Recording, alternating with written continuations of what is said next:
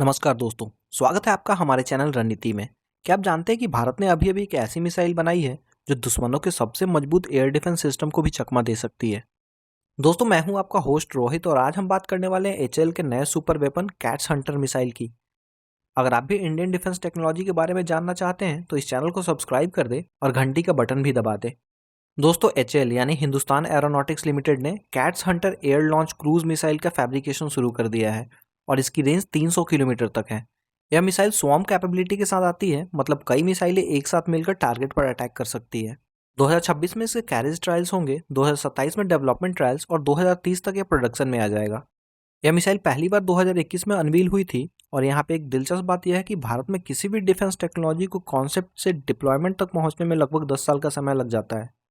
इस मिसाइल में PTAE-7 indigenous engine लगा है जो कि 4.2 किलो न्यूटन थ्रस्ट देता है, जिसका वेट 250 kg है। और सबसे खास बात यह है कि यह रिकवरेबल डिजाइन के साथ आती है, मतलब मिशन पूरा करने के बाद यह पैराशूट से वापस आ सकती है।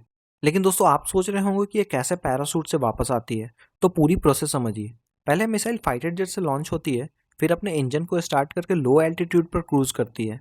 जब यह अपने टारगेट एरिया में पहुंचती है तो वॉरहेड्स को अपने से अलग करके टारगेट पर हिट करती है, जिसके बाद मिसाइल का बचा हुआ बॉडी, जिसमें महंगे सेंसर, नेविगेशन सिस्टम और इंजन होता है, वह एक स्पेशल रिकवरी मोड में चला जाता है। इसमें pre program parachute system activate होता है जो मिसाइल बॉडी को स्लो डाउन करके सेल्फ लैंडिंग कराता है। इस तरह से एक्सपेंसिव कंपोनेंट्स को दोबारा रिफर्बिश करके इस्तेमाल किया जा सकता है। यह कॉन्सेप्ट बिल्कुल स्पेसएक्स के रियूजेबल रॉकेट्स जैसा है।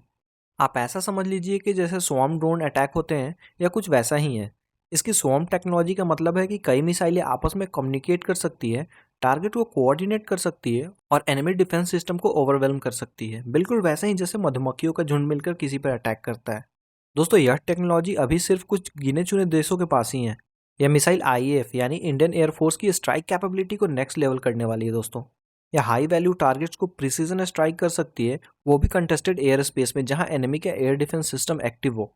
अभी ये प्रोजेक्ट फैब्रिकेशन स्टेज में है, लेकिन कुछ रिपोर्ट्स कहती है कि IAF का पूरा फोकस अभी सुपरसोनिक मिसाइलों पर ज़्यादा है, जैसा कि ब्रह्मोस A, जिसकी स्पीड लगभग 2.8 से 3 मैक की है और रेंज 450 से 800 किलोमीटर का है।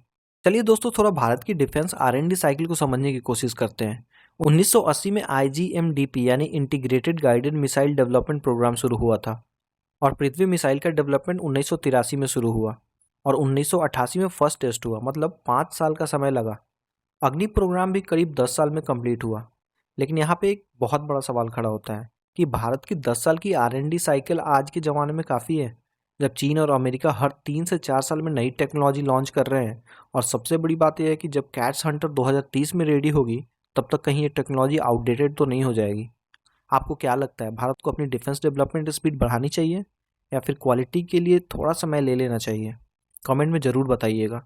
अगर आपको ये वीडियो पसंद आया तो लाइक करें, शेयर करें, सब्सक्राइब करें और कमेंट में बताएं कि आप इंडियन डिफेंस टेक्नोलॉजी के बारे में और क्या जानना चाहते हैं।